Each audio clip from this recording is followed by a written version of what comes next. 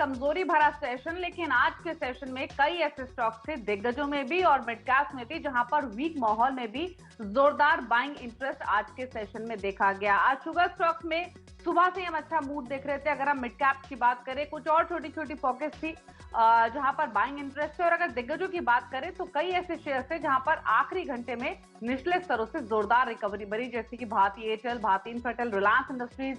ये तमाम स्टॉक्स निचले स्तरों से सुधर कर आज बंद हुए हैं। हीरो मोटो ऑटो में एक स्टॉक था जहां पर निचले स्तरों से एक्सपर्ट दिखाई दिया। लेकिन आज के सत्र की अगर आप रेंज देखेंगे तो निफ्टी 135 अंकों के दायरे में कारोबार करता हुआ दिखा। सेंसेक्स ने 500 में ट्रेड आज लिया। बढ़ने गिरने वाले स्टॉक्स की संख्या देखेंगे तो डेफिनेटली गिरने वाले स्टॉक्स की संख्या ज्यादा थी, बढ़ने वाले स्टॉक्स की संख्या कम। निफ्टी के लगभग 8 शेयर्स बढ़कर बंद हुए हैं, 42 शेयर्स गिरावट के साथ क्लोज हुए हैं। सेंसेक्स के 3 स्टॉक जो कि बढ़कर बंद हुए, 27 शेयर्स ऐसे जो कि गिरावट के साथ हुए हैं क्लोज। निफ्टी बैंक के 12 कॉन्स्टिट्यूएंट गिरावट के साथ बंद हुए हैं। निफ्टी एफ&ओ के 27 शेयर्स बढ़कर बंद हुए हैं, 117 स्टॉक गिरावट के साथ क्लोज हुए हैं। एनएससी बीएससी के आंकड़े अगर आप देखेंगे तो 495 स्टॉक्स ऐसे जो कि बढ़कर बंद हुए हैं, 1311 शेयर्स जो कि गिरावट के साथ हुए हैं क्लोज, और बीएससी के 736 स्टॉक जो कि बढ़कर बंद हुए हैं, और 1675 शेयर्स है जो कि गिरावट के साथ बंद है। कंट्रीब्यूशन आप देखिए, आज के सेशन में हमने देखा था कि एक फार्मा और एफएमसीजी ये दो ऐसे सेक्टर्स हैं जहां पे जोरदार खरीदारी हो रही थी। दिग्गज हो या फिर छोटे शेयर्स हो, अक्रॉस द बोर्ड बाइंग थी। और आप देखिए कंट्रीब्यूशन भी इन्हीं स्टॉक्स की ओर से आते हुए दिखा है। भारतीय एयरटेल जो आखिरी मिनटों में निचले स्तरों से सुधरा, 1.5-2% ऊपर बंद हुआ, उसकी वजह से 5.5 अंकों का पॉजिटिव कंट्रीब्यूशन रहा। डॉक्टर रेड्डीज ने नए लाइफ हाइज आज के सेशन में छुए, 5 अंकों का कंट्रीब्यूशन वहां से, और ब्रिटानिया सिप्ला की ओर से 1-1 अंकों का कंट्रीब्यूशन आते हुए दिखा। नेगेटिव कंट्रीब्यूटर्स आप देखिए, आईसीआईसीआई बैंक 8% तक टूटा ये इंट्राडे में, 41 अंकों का नेगेटिव कंट्रीब्यूशन।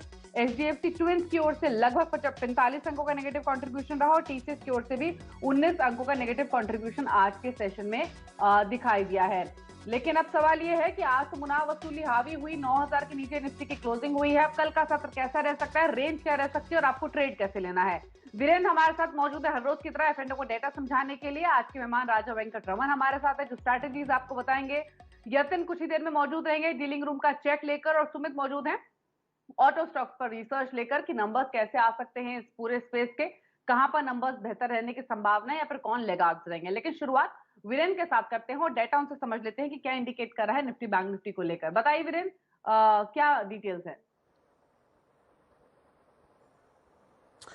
देखिए दीपाली, आज जहां पे कॉल राइटर्स यानी कॉल बेचने वाले खिसक के नीचे आ गए, वो पहले जो 93 की रेंज में थे वो 91 की रेंज में आ गए, यानी कल के सेशन के लिए। हालांकि आज वोलेटिलिटी अगर आप देखें कि रेंज काफ़ी छोटी थी, लेकिन उन्होंने 9100 पे काफ़ी स्ट्रॉन्ग डिप ली है वीकली कॉन्ट्रैक्ट में। 11 लाख कॉल भी की, आउटस्टैंडिंग वही करीब 12 लाख का।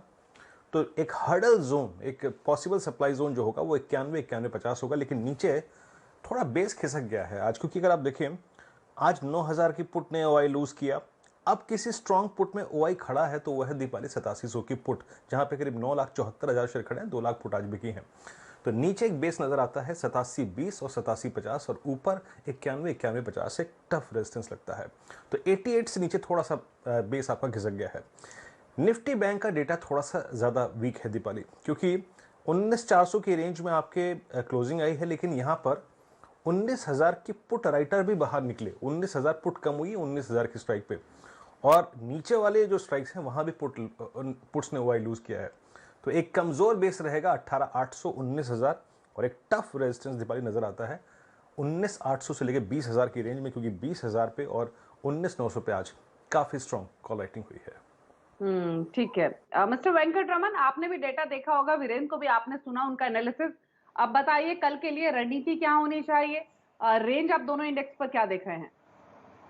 हाँ, नमस्कार दीपाली। ये जो कल जो हमें उम्मीद थी कि निफ्टी एक उछाल दे पाएगी, वो आज रिवर्स हो गई है, और हमें एक गैप डाउन का माहौल देखने मिला सवेरे से। और जो बिकवाली दबाव जो शुरू हुई सवेरे से, वो कंटिन्यू हुई सेशन के एंड तक। और जो हमने जो खरीदारी देखी एंड ऑफ द सेशन में, वो शायद एक शॉर्ट कवरिंग आप कहला सकते हो उसे। तो ओवरऑल सेटअप जो है अब थोड़ी नेगेटिव हो गई है, और जैसे वीरेन डेटा बता रहे थे, इससे साफ जाहिर है कि यहाँ पर बिक वाली दबाव कंटिन्यू होनी चाहिए। तो जो बिक वाली दबाव हमने देखी है, उससे हम रैली में भी यूज़ कर सकते हैं, करंट लेवल्स पर भी सेल कर सकते हैं। मेरा मानना ये है कि बैंक निफ्टी और वीक है निफ्टी के मुकाबले में, लेकिन दोनों ही इंडाइसेस काफ़ी वीक है और ये दोनों इंडाइसेस ये जो वीकली एक्सपायरी तक एक वीक जोन में रहेगी। हमें इसे हर लेवल्स स्टॉक्स को हर लेवल्स पर बेचकर या रैली पर बेचकर ही काम करना चाहिए, क्योंकि यहाँ पर अभी एक काफ़ी वीक वाली दबाव दिखने वाली है 2 दिन के लिए। ठीक है, तो व्यू जो है वो वीक ही है दोनों ही इंडेक्स पर। और जैसे कि मिस्टर वेंकटरमन ने बताया, निफ्टी भी बेचने की पोजीशंस आप बना सकते हैं अगर 9050 के आसपास के लेवल्स मिले। 8300 तक की बात ये कर रहे हैं कि आने वाले सेशंस में जा सकता है। और निफ्टी बैंक भी रैलीज पर सेल करने की सलाह है। 20100 के आसपास के लेवल्स मिले तो 18500 के आसपास आप एक टारगेट एक्सपेक्ट कर सकते हैं। ये पोजिशनल ट्रेडिंग स्ट्रैटेजी इन्होंने बताई है। लेकिन अब स्टॉक्स पर करते हैं फोकस, क्योंकि इंडेक्स आपको वीक लग रहे हैं तो दिग्गजों के साथ ही शुरुआत करते हैं। आईसीआईसीआई बैंक पर सबसे पहले व्यू दीजिए। कल भी स्टॉक पर हमने आपका व्यू लिया था और आपने कहा था कि बिल्कुल बेचना चाहिए ये स्टॉक। आज 8% गिरकर ये क्लोज हुआ है। थोड़ी एक रिकवरी हमने निचले स्रोत से भले बनती हुई देखी थी। अब क्या करना है इस स्टॉक में? हाँ, जैसे कि कल हमने डिस्कस किया था आईसीआईसीआई बैंक पे बिकवाली आ सकती है और वो बिकवाली आई, और जो लेवल्स हमने बताया था वो लेवल्स भी अचीव हो चुके हैं। लेकिन मेरा ये मानना है कि बैंक निफ्टी में सेलिंग के कारण आपको ये जो बिकवाली है वो कंटिन्यू होगी, और 324 के लेवल्स अगर टूट जाए तो आप 310 तक आप एक्सपेक्ट कर सकते हैं आईसीआईसीआई बैंक में, क्योंकि यहाँ बरकरार है। तो व्यूअर्स है, हाँ, रैली इस्तेमाल कर सकते हैं। 325 से लेकर 330 की जो रैली आएगी वो रैली पे भी आप उसे तो 324 के अगर लेवल्स ब्रीच हुए तो 310 तक भी ये स्टॉक जा सकता है। तो जो लेवल्स आपको बताए गए हैं उस पर दीजिए आप ध्यान। लेकिन आज के सेशन में जोरदार बाइंग हमने देखी थी फार्मा और एफएमसीजी स्टॉक्स में। एफएमसीजी पर पहले क्विकली एक ट्रेड ले लेते हैं, उसके बाद बात करेंगे फार्मा शेयर्स की। नेस्ले, ब्रिटानिया अच्छी बाइंग इन स्टॉक्स में थी आज के सेशन में। कोलगेट में काफी अच्छी स्ट्रेंथ दिखी है। ये जो तीनों दिग्गज जिनका मैंने नाम मेंशन किया, इन तीनों में से कोई अगर एक पिक करना हो खरीदारी की तरफ, तो आपका कन्विक्शन किसके साथ है?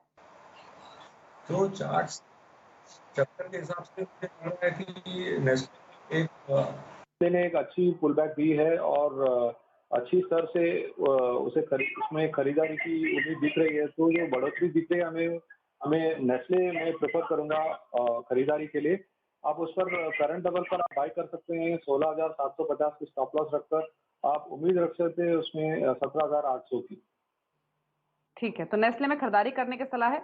16,750 के नीचे आप एक स्टॉप लॉस रख सकते हैं और पोजीशंस आप खरीदारी की तरफ बढ़ा सकते हैं। लेकिन फार्मा स्टॉक्स की अब बात करते हैं।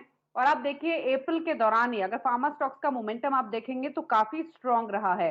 अगर इंडेक्स को देखेंगे यानी निफ्टी फार्मा को, तो 30% से ज्यादा ये स्टॉक चला है। और अगर फार्मा स्टॉक्स में शेयरों की परफॉर्मेंस आप देखेंगे तो 50% तक के रिटर्न स्टॉक्स की ओर से आए हैं। ये जो तेजी बनी है इसके पीछे कई कारण रहे हैं। क्विकली आपको बता देते हैं क्या क्या रीजंस रहे हैं। पहली बात तो ये कि कोविड-19 के मद्देनजर फार्मा इंडस्ट्री के प्रोस्पेक्ट इंप्रूव हुए हैं, क्योंकि कई एक दवाएं हैं जो इंडियन फार्मा इंडस्ट्री बनाती है जिसका एक्सपोर्ट भी अब यूएस में कर रही है। हाइड्रोक्लोरोक्विन उसमें से एक दवा है। और इसीलिए यूएस एफडीए का जो रुख है इंडियन फार्मा कंपनीज की ओर वो काफी नरम हुआ है। और महज पिछले कुछ समय के दौरान ही 5 कंपनियां हैं जिनके यूनिट्स को यूएस एफडीए से जो बैन लगा हुआ था वो हटाया गया है। ऑरोबिंदो फार्मा पर तो इनफैक्ट आज ही खबर आई थी कि वीआई उनको मिला है अपनी हैदराबाद यूनिट को लेकर। लेकिन इससे पहले भी 4 कंपनियां हैं। ल्यूपिन के नागपुर यूनिट को अप्रूवल मिला था।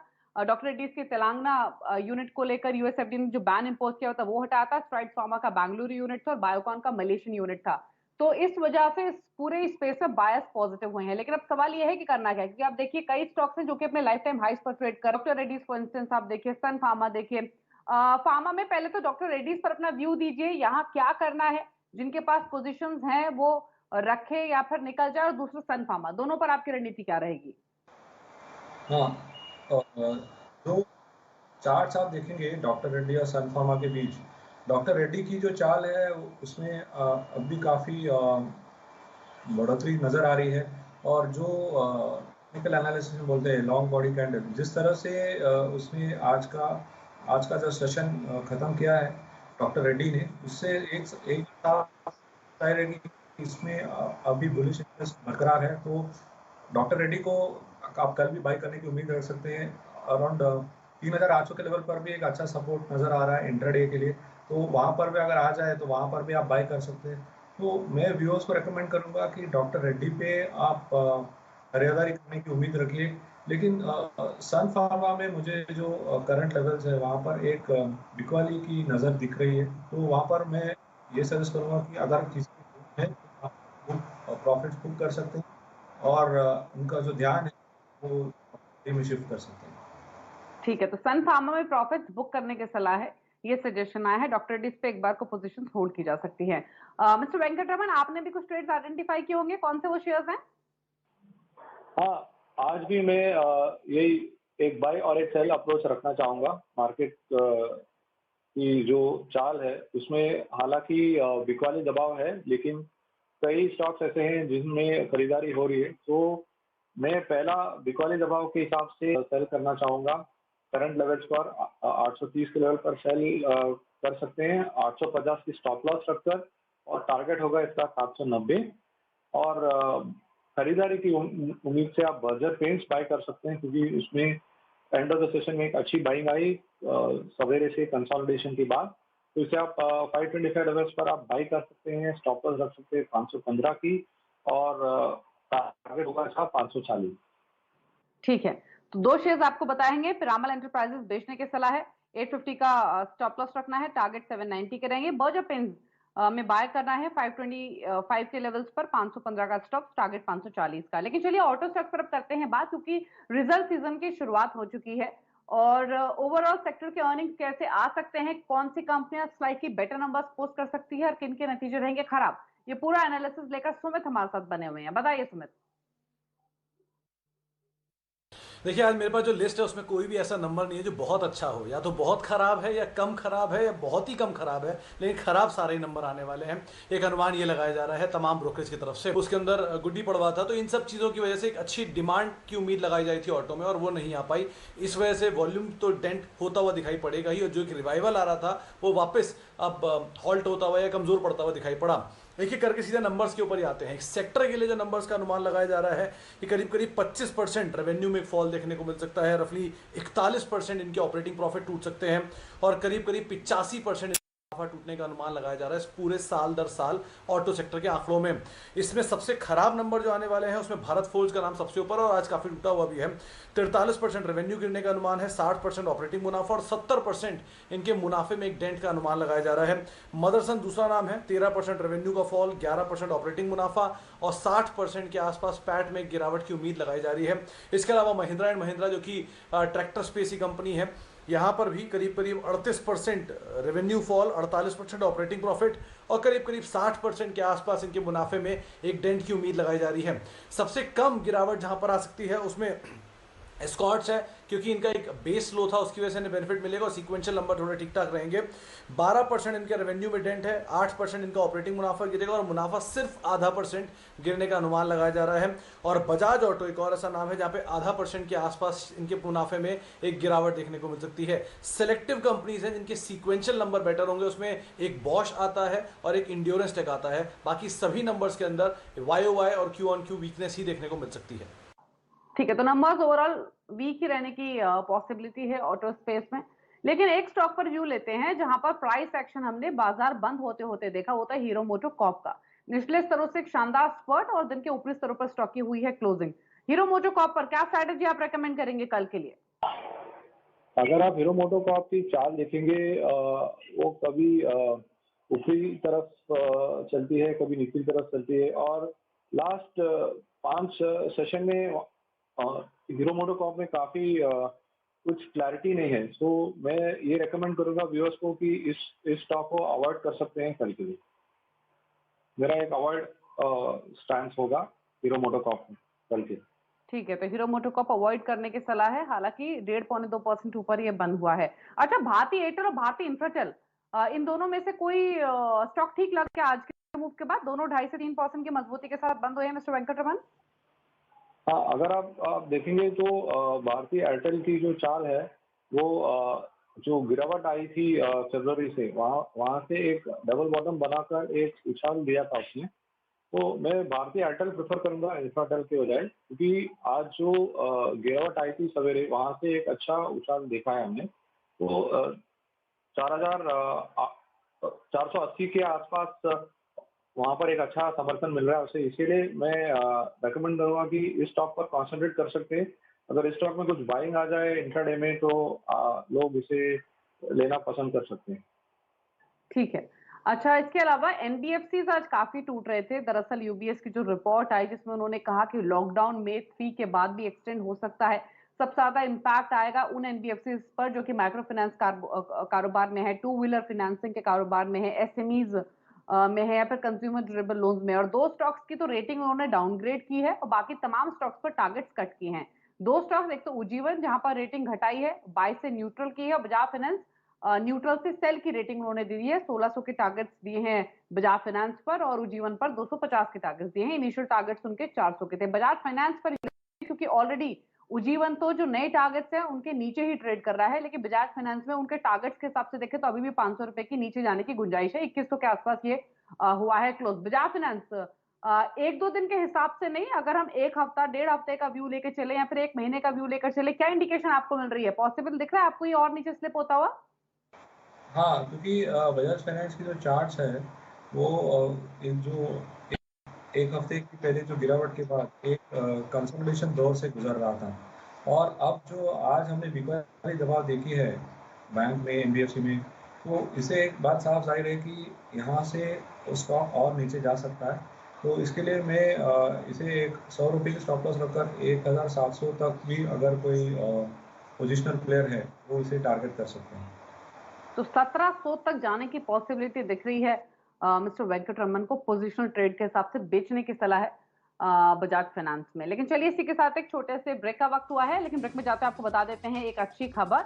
दरअसल देश की सबसे तेजी के साथ बढ़ने वाली जो हमारी फाइनेंशियल सब्सक्रिप्शन सर्विस है मनी कंट्रोल प्रो, उसको 1 साल पूरा हो गया है और मनी कंट्रोल प्रो ने 1 साल में आपको एक्शनेबल इन्वेस्टमेंट आइडियाज के साथ एक्सक्लूसिव एनालिसिस भी दिया है, साथ ही इनसाइट और क्यूरेटेड मार्केट डेटा भी उपलब्ध कराया है। तो वो भी बिना किसी विज्ञापन के, कोई भी एडवर्टीजमेंट नहीं दिया गया। तो दरअसल मनी कंट्रोल प्रो को 1 रुपए प्रतिदिन के स्पेशल ऑफर पर सब्सक्राइब करने के लिए मनी कंट्रोल पर लॉग ऑन करें और 20,000 रुपए तक के एक्सक्लूसिव बेनिफिट्स पाएं। याद रहे, ये ऑफर 21 अप्रैल से 7 मई 2020 तक के लिए ही है।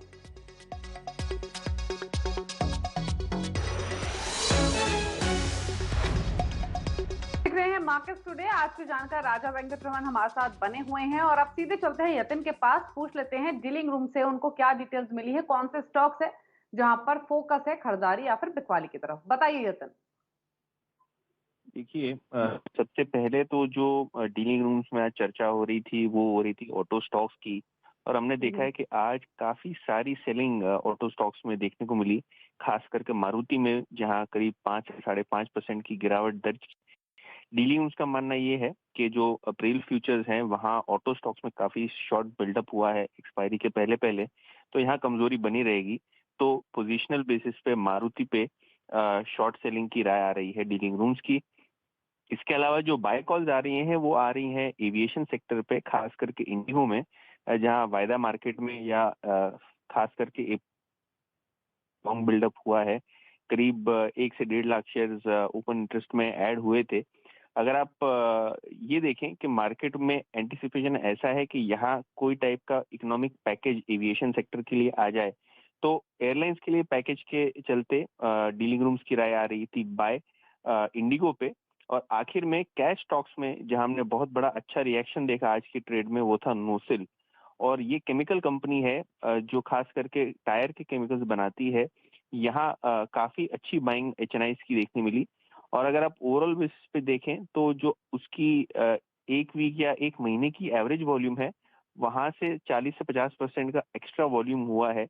तो अच्छे वॉल्यूम्स और प्राइस एक्शन के साथ डीलिंग रूम्स का बाय रिकमेंडेशन भी आ रहा था नोसिल पे, जहां उनको शॉर्ट टर्म में 10 से 15% की ये तीनों स्टॉक्स बताने के लिए क्विकली इंडिगो पर एक राय ले लेते हैं, जहां पर बाय डीलर्स कर रहे हैं, ये बज है। और इस स्टॉक में हमने निचले स्तर से एक्सपर्ट क्लोजिंग से ठीक पहले 15-20 मिनट पहले बनते हुए देखा हुआ था। इंडिगो पर राय दीजिए अपनी मिस्टर वेंकटरमन। या इंडिगो एक इंडिगो की चाल काफ़ी दिनों से एक वॉलेटाइल सिनेरियो से गुजरता हुआ है। तो हालांकि डीलिंग रूम चेक से पता चल रहा है कि थोड़ी बाइंग आ रही है। चार्ट्स पर अब भी कोई बाइंग की उम्मीद नहीं है। तो इसे रैली पर 1050 के आसपास वापस इसमें बिक वाली दबाव आ सकती है। तो मैं इसे एक्चुअली रैली पर सेल करना पसंद करूँगा। तो मैं व्यूअर्स को ये रिकमेंड करूँगा कि जब भी इसमें रैली आए, इसे सेल करने की आप अपेक्षा रखें, क्योंकि आपको इससे सेल से शॉर्टिंग से आपको ज़्यादा मुनाफा होगा। ठीक है, तो उछाल पर बेचने की सलाह है इंडिगो, ये स्ट्रैटेजी है, शॉर्ट करेंगे तो ज्यादा पैसा बनेगा। चलिए, आज का सेशन तो उथल पुथल भरा सेशन था। अब कल देखना होगा थोड़ी रिलीफ मिलती है, कैसे पैन आउट होते हैं इंटरनेशनल मार्केट से, क्यों तो भी काफी कुछ डिपेंड करेगा ओपनिंग पर। लेकिन चलिए, इसी के साथ मार्केट टुडे में इतना ही। लेकिन खबरों पर लगातार अपडेट के लिए CNBC आवाज से जुड़े रहिए, ट्विटर, फेसबुक और यूट्यूब के जरिए। नमस्कार।